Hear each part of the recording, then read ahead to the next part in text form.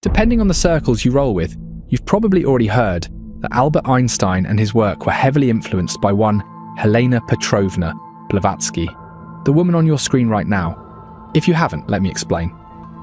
In 1905, Albert Einstein developed the theory of relativity. Obviously, this was groundbreaking for the field of physics, but it was also quite suspicious.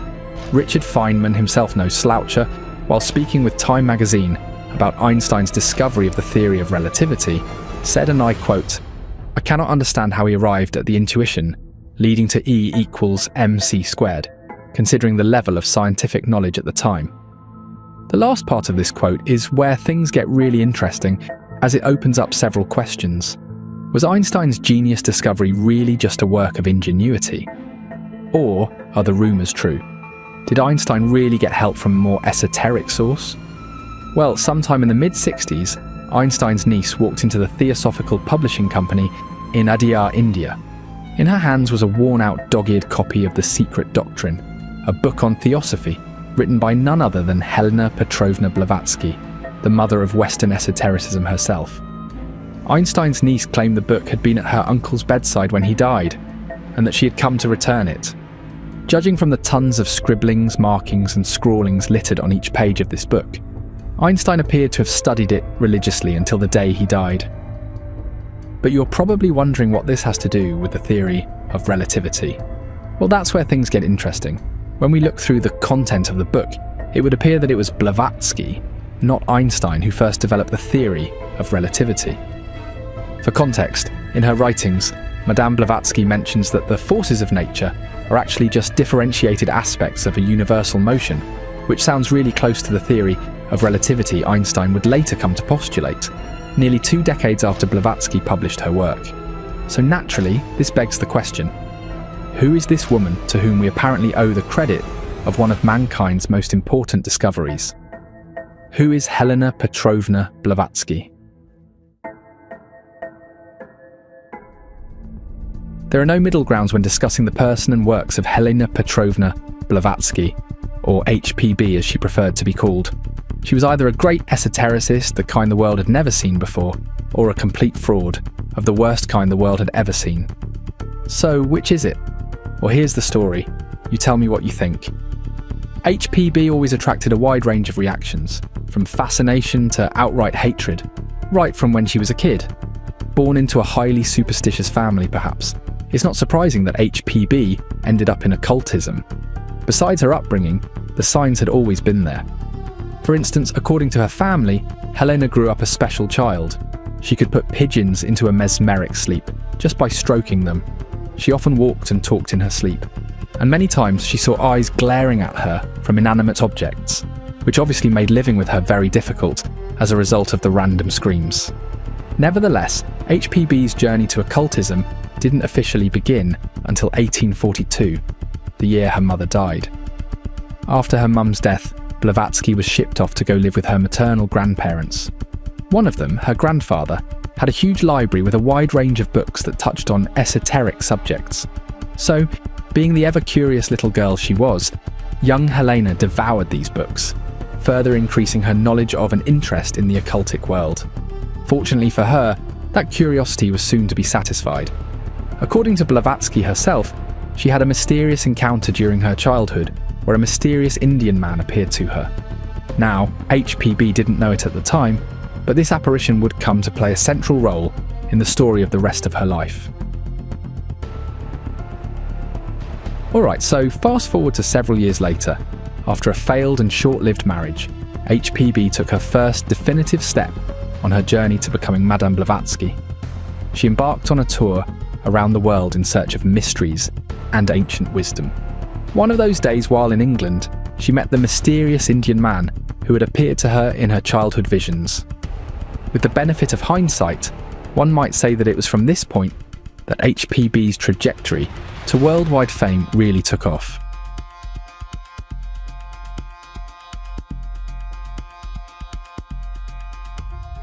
The apparition of the mysterious Indian man in England was HPB's first encounter with him since her childhood. The man introduced himself as Master Moria and told her to make her way to Tibet in preparation for a special mission he had for her. Having received her marching orders, HPB immediately set her sights for Tibet.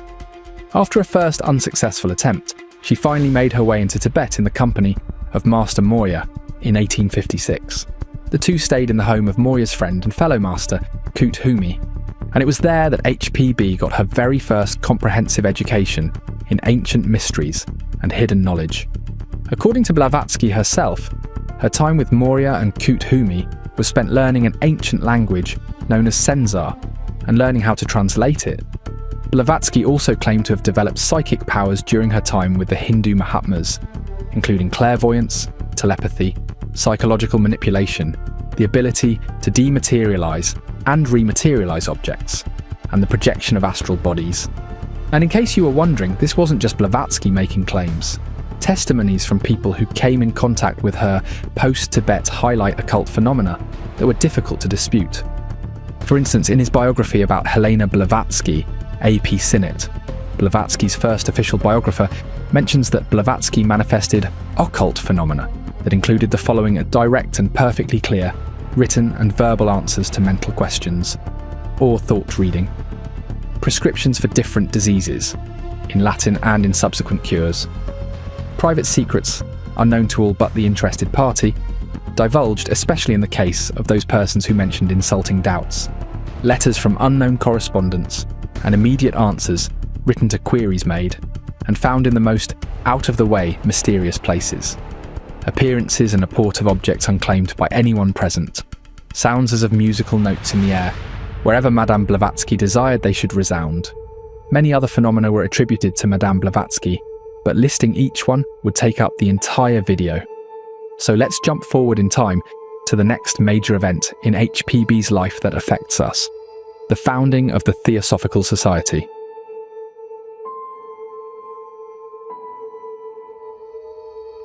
HPB's spiritual retreat in Tibet ran from 1868 to 1870, after which she returned to New York City.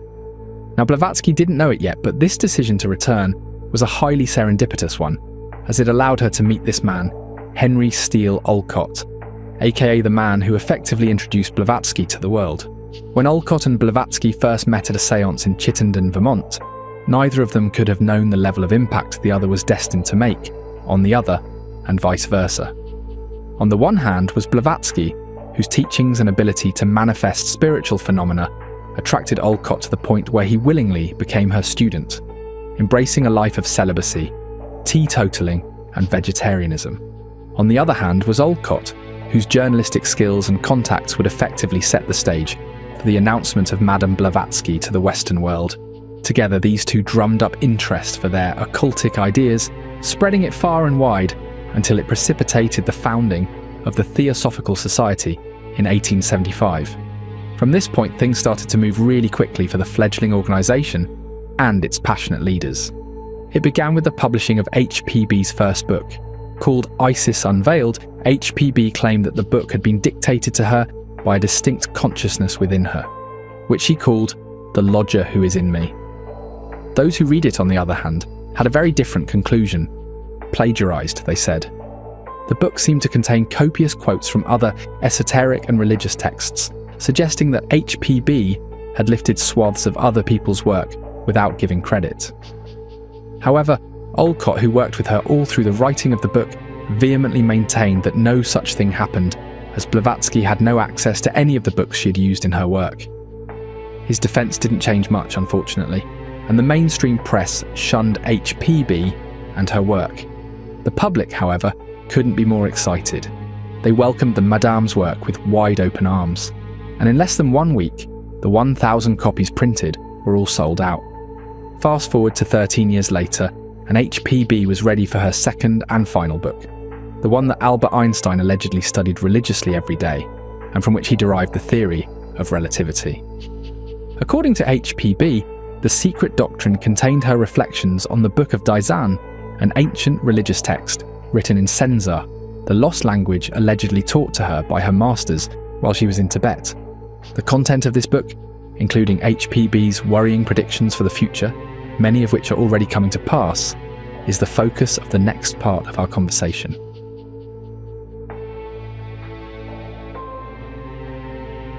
On May 8, 1891, 3 years after publishing her magnum opus, The Secret Doctrine, Madame Helena Blavatsky contracted influenza and passed away. Yet, to this day, nearly 150 years later, the argument remains. Was Madame Blavatsky a true psychic, or was she a charlatan? We already considered all the claims of occultic phenomena attributed to her.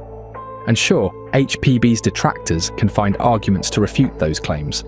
But what do we do with the predictions and prophecies, many of which either already came to pass or are currently in the process of coming to pass?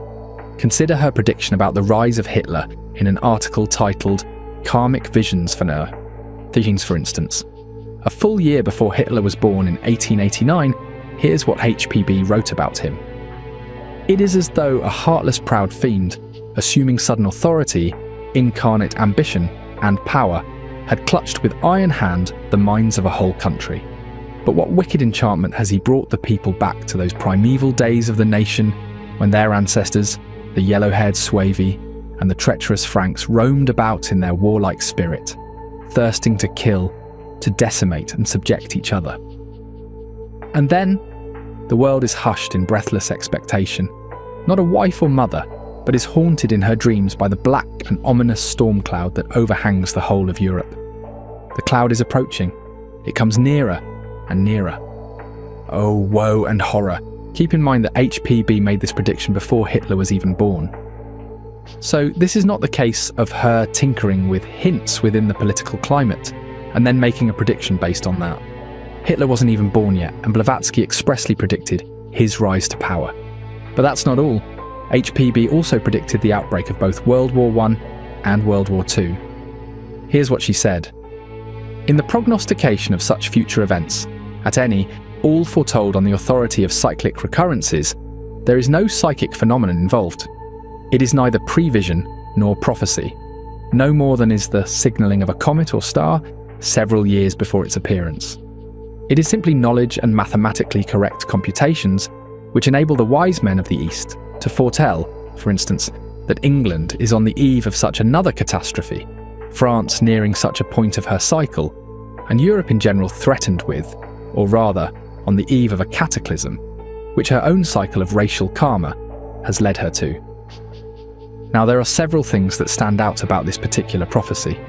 In the first place, Madame Blavatsky wasn't the only individual to predict both world wars. Carl Jung, the highly respected psychologist, also had a very strong premonition about the war. However, when you begin to examine Jung's premonitions and Blavatsky's prediction, the difference becomes glaring. For context, Jung's premonitions leading up to the war were 12 violent visions, some of which included visions of blood flooding through Europe, and a heavy boot stepping on a European city. Compared to Blavatsky's prophecy, Jung's premonitions are quite vague, especially when you consider that Jung's premonitions are coming 1 year to World War I, at a point when rumours of war were already hanging in the air. Blavatsky's, on the other hand, came 26 years before World War I, and yet she didn't just mention Europe, she also mentioned the top 2 members of the Allied forces involved in the war. How could she have known this if she was a fraud? Also, consider the fact that Jung was a top psychologist. In other words, he was a student of human behaviour, which further makes his premonitions less spectacular, as we could explain them using natural means. There's simply no other way to explain how HPB came into possession of such prophetic insight, except to say that she was truly psychic. In the words of Sylvia Cranston, one of Blavatsky's several biographers, at the time the story was written, there had been no major wars in Europe for 2 decades, and his peace would continue for another 25 years. European observers were encouraged to predict a millennium of peace, prosperity, and scientific progress. It is in this setting that HPB's story foretells the onslaught of World War I and the time period subsequent, when armies would have weapons to destroy millions of people instantaneously. Once again, it's clear that Blavatsky's ability to predict both world wars was off the charts, which makes one of her last warnings to humanity particularly troubling. During an interview, HPB told her interviewer, "If you could foresee what I foresee, you would begin heart and soul to spread the teaching of universal brotherhood." These were some of HPB's chilling last words before her death, which some have taken to mean that there likely will be a third world war. Considering HPB's accuracy rate, is this far-fetched to think? I think not. Another area where HPB is stunningly accurate is in her understanding of quantum physics. Here is another quote from her. "Everything that exists has only a relative, not an absolute reality, since the appearance which the hidden noumenal assumes for any observer depends on his power of cognition. But all things are relatively real, for the cognizer is also a reflection, and the things cognized are therefore as real to him as himself." If you're familiar with the field of quantum physics, then you probably recognize that this sounds a lot like wave-particle duality, where matter at once appears like a wave or a particle until you look at it. In other words, the observer affects the existence of reality, making reality relativistic rather than objective. Once again, this is profoundly prescient, considering that not much was understood about quantum physics at the time. In fact, quantum theory did not emerge until the early 20th century, with Max Planck's work on quantized energy in 1900, about a decade after Blavatsky's prediction and death.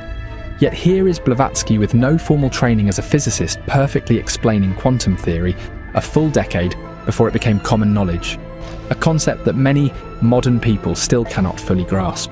And that wasn't even all she predicted. That has turned out to be a precursor to quantum physics. In one of her writings, Blavatsky also predicted that science would discover some forms of energy and matter beyond what was generally known at the time. She called these forms of energy the hidden forces of nature and said they could be harnessed for positive or negative purposes. Once again, HPB turned out to be far ahead of her time with her predictions, and science ended up discovering subatomic particles several years after Blavatsky had hinted at them.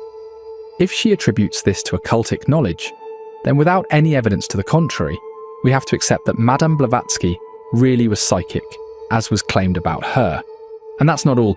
We have predictions from Blavatsky about the rise of materialism and spiritual awakening.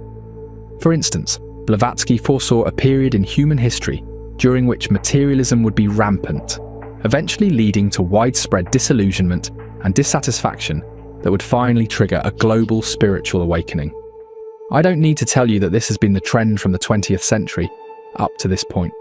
Yes, we witnessed dizzying speeds of advancements and progress, as marked by rapid industrialization and consumerism. But we've also seen a concurrent rise in interest in alternative spiritual practices, from transcendental meditation to mindfulness practices.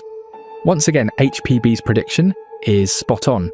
There are other predictions we could go into, like her prediction of the decline of organized religion or her discussion on root races. But those are not as strong as the ones we've discussed so far. Plus, the one on root races is quite problematic with its racial themes. So, we're just going to skip that and get into the other side of the conversation. On the surface, the case for Blavatsky's authenticity as a psychic appears very strong. She obviously made predictions that we have no other way of explaining. Plus, she was well read and respected by several of the most brilliant minds that we all respect to this very day. Obviously, that should count for something. And yes, it does. However, in the 1880s, a series of investigations were carried out into Madame Blavatsky. And let's just say, the findings weren't good. At all.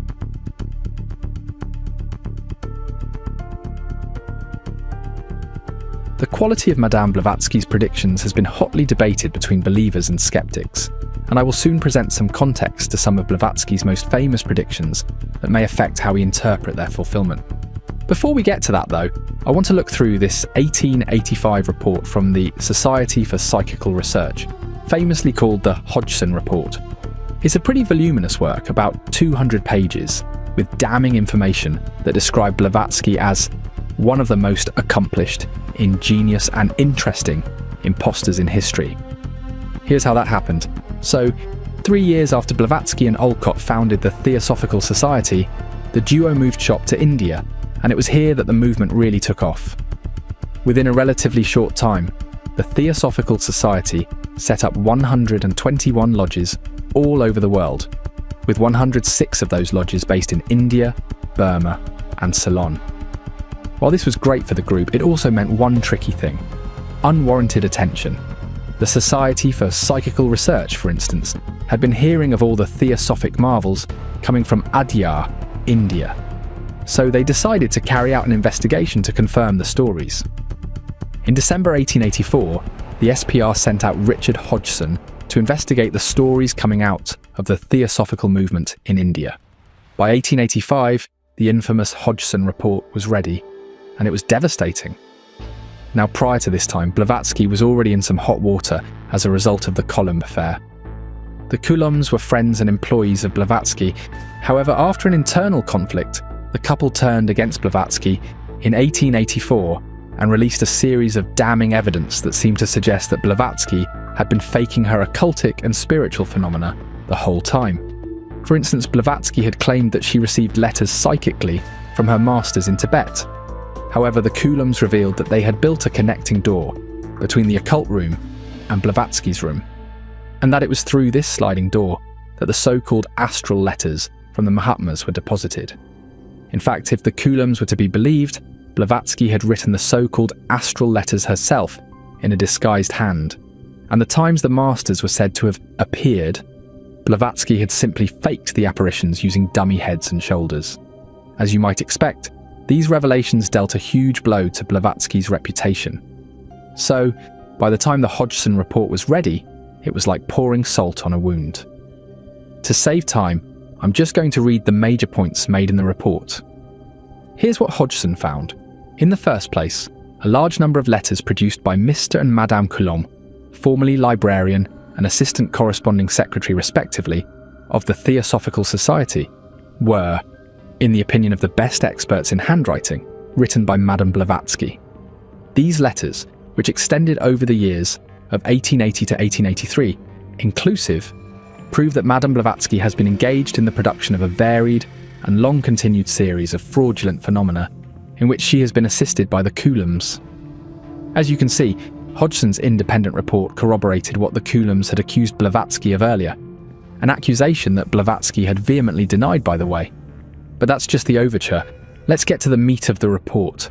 Hodgson also discovered that the two masters, Madame Blavatsky, claimed to meet in Tibet didn't actually exist. That is, Master Morya and Master Kuthumi never existed. Their identities were entirely fabricated by Madame Blavatsky. Here's what the report said specifically: that the comparison of handwriting further tends to show that Kuthumi Lal Singh and Mahatma Morya are fictitious personages, and that most of the documents purporting to have emanated from these personages, and especially from KH, are in the disguised handwriting of Madame Blavatsky herself, who originated the style of the KH handwriting, and that some of the KH writing is the handiwork of Mr. Damodar, in imitation of the writing developed by Madame Blavatsky. Now, addressing the spiritual phenomena themselves, Hodgson discovered that all the evidence provided as proof of Blavatsky's psychic prowess were not genuine. Even the witnesses were quite unreliable, displaying several inaccuracies in observation and memory. Plus, none of the necessary measures that should have been put in place to ensure that Blavatsky wasn't faking was put in place, which further affects Blavatsky's credibility. Reading from Hodgson's report, that not only was the evidence insufficient to establish the genuineness of the alleged marvels, but that evidence furnished partly by my own inspection, and partly by a large number of witnesses, most of them Theosophists, concerning the structure, position and environment of the shrine, concerning Mahatma communications received independently of the shrine, and concerning various other incidents, including many of the phenomena mentioned in the occult world, besides the numerous additional suspicious circumstances which I have noted in the course of dealing in detail with the cases considered, renders the conclusion unavoidable that the phenomena in question were actually due to fraudulent arrangement. Hodgson's investigation took about 3 months, after which he published his 200-page report in an SPR publication called Proceedings. Based on Hodgson's findings, the SPR pretty much denounced Madame Blavatsky, calling her a highly accomplished imposter. Obviously, this was devastating for Blavatsky's reputation, and anyone could have sworn that this was the end for the Theosophical Society. Little did everyone know that a much worse storm was already brewing. In 1893, about 8 years after Hodgson's bombshell report dropped, an even more detailed report uncovering Blavatsky's fraudulence emerged. While Hodgson's report focused on Blavatsky's spiritual phenomena, or lack of them, this report focused on Blavatsky's writings. HPB had claimed that her writings were inspired, that the words had been received by her in a supernormal state. However, when William Emmet Coleman carried out his investigations into the books, he found out that this was not at all the case. Like, at all. I can't go into all the details so as not to bore you. Plus, it's a pretty lengthy read, so I'll just link to the report in the description and you can check it out for yourself. Here are some highlights of the report though. Contrary to Blavatsky's claims that her writings had been received psychically, the truth turned out to be that she had actually plagiarized most of them. Let's zero in on her biggest work, for instance, Secret Doctrine. HPB had claimed that the work was a translation or a reflection on the Book of Dizan, which she said was the oldest book in the world written in Senzar, a language that no longer exists. However, Coleman's investigation showed that even the Book of Dizan was actually just Madame Blavatsky's own work. Blavatsky had simply compiled a bunch of teachings and dogmas from different sources to create the book, and then used that as source material for her book, Secret Doctrine. I find in this oldest book in the world statements copied from 19th century books, and in the usual blundering manner of Madame Blavatsky.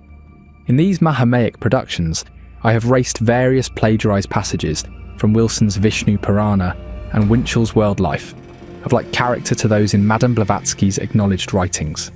In summary, the dogmas and doctrines that Blavatsky packaged and taught as coming from the infallible Mahatmas, or masters of Buddhism in Tibet, were actually just borrowed from a wide range of philosophies and religions both past and present. Coleman goes ahead to mention all the sources from which Blavatsky's teachings were collected. According to him, a large part of Theosophist beliefs comes from spiritualism, which happened to be Madame Blavatsky's worldview before she founded the Theosophical Society. But Blavatsky also borrowed teachings from Hinduism, Buddhism, the works of Eliphas Levi, Paracelsus, Jacob Boehme, Kabbalah, Plato, Platonists, Neoplatonists, Hermes, Gnosticism, modern science and philosophy, Zoroastrianism, Kingsford and Maitland's Perfect Way, general mythology, Egyptology, Rosicrucianism, medieval and modern mystics, Assyriology, Christianity. I mean, we could go on, but I think Coleman's last words sum it up best. There is not a single dogma or tenet in theosophy, nor any detail of moment in the multiplex and complex concatenation of alleged revelations of occult truth in the teachings of Madame Blavatsky and the pretended adepts, the source of which cannot be pointed out in the world's literature. From first to last, their writings are dominated by a duplex plagiarism. Plagiarism in idea and plagiarism in language. The implications of these discoveries are obvious. If Blavatsky faked her phenomena, and even the very thing she taught, which she claimed she had learned from certain ascended masters in Tibet, then there can't be any other reasonable conclusion other than that she was a total fraud, right? But that's what makes Blavatsky's story such a weird one. Keep in mind that all of these investigations were carried out in the 19th century, just within 2 decades of the founding of the Theosophical Society. Considering that the society was just getting started at the time, and considering the gravity of accusations levelled against Madame Blavatsky, one would have expected the Theosophical Society to crash and burn under the weight of such controversies. But that's the weird thing. It didn't. In fact, it grew the more. Not only did Blavatsky retain her popularity in the esoteric community, the Secret Doctrine, her magnum opus, which was written after the Hodgson report, still managed to draw all kinds of readers, many of whom were top thinkers themselves, and some of whom eventually became theosophists themselves. Annie Besant, for instance, took over from Blavatsky after her death in 1891. However, before Besant's conversion to theosophy, Blavatsky had personally requested for her to read the Hodgson report before picking up the Secret Doctrine and considering theosophy. Besant did as Blavatsky asked, yet she went on to request Blavatsky to be her teacher. Obviously, there was something about Blavatsky that gave her such a strong appeal that made people drawn to her, even after she had been evidently proven to be a fraud.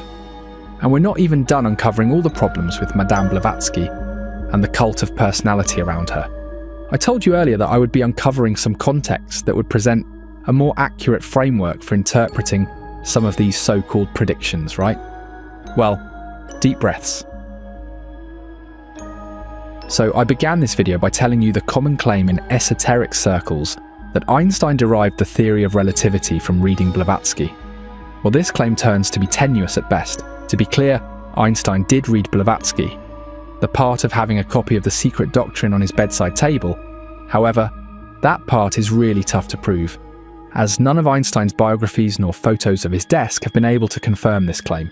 Plus, the myth claims that Einstein's niece was the one who revealed that Einstein kept a copy of the secret doctrine on his desk. Unfortunately, Einstein had no niece, as his only sister had no children. But let's even say that Einstein did read secret doctrine, as has been claimed by the Theosophists.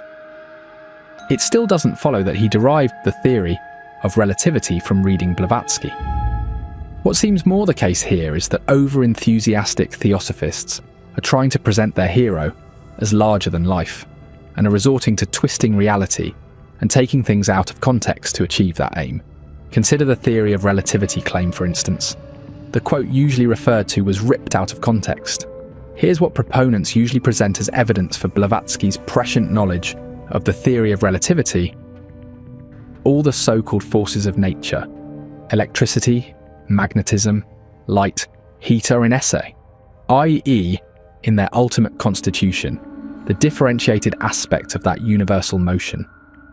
Unfortunately, when you look at the fuller quote, it becomes clear Blavatsky wasn't referring to the theory of relativity, not even remotely so. Here's the fuller quote.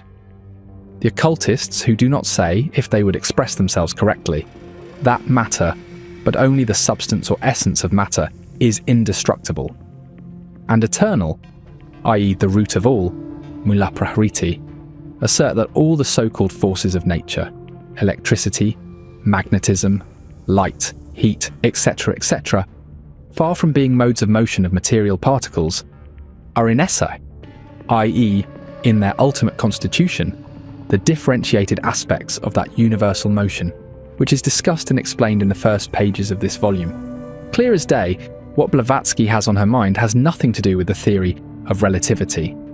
She was simply regurgitating the popular scientific ideas of her day and putting a mystical spin on it. What were those ideas? That matter and energy were related, and that everything in the universe was in motion. These ideas were already being talked about from as early as the 1870s, among the likes of L.R. Curtis, C.C. Merriman, J.B. Stallo, Henry Hobart Bathes, and others. So not only did Blavatsky not invent the theory of relativity before Einstein, but her ideas weren't exactly new either. How about the claims of Blavatsky predicting quantum physics? Well, that falls apart when you check out the context as well. Here's the quote usually presented by supporters of Madame Blavatsky. Everything that exists has only a relative, not an absolute reality, since the appearance which the hidden noumenal assumes for any observer depends on his power of cognition. But all things are relatively real, for the cognizer is also a reflection, and the things cognized are therefore as real to him as himself. Now, on the surface, it looks like one could make an argument that Blavatsky really did predict quantum physics. But read a few more sentences after this quote, and it immediately becomes clear that Blavatsky was talking about the complete opposite of quantum theory. Here's a fuller quote. Maya or illusion is an element which enters into all finite things, for everything that exists has only a relative, not an absolute reality, since the appearance which the hidden noumenon assumes for any observer depends upon his power of cognition. To the untrained eye of the savage, a painting is at first an unmeaning confusion of streaks and daubs of colour, while an educated eye sees instantly a face or a landscape. Nothing is permanent except the one hidden absolute existence which contains in itself the noumena of all realities. The existences belonging to every plane of being, up to the highest Dhyan Chohans, are, in degree, of the nature of shadows cast by a magic lantern on a colourless screen. But all things are relatively real, for the cognizer is also a reflection, and the things cognized are therefore as real to him as himself. You don't need to be a quantum physicist to immediately see the problem here.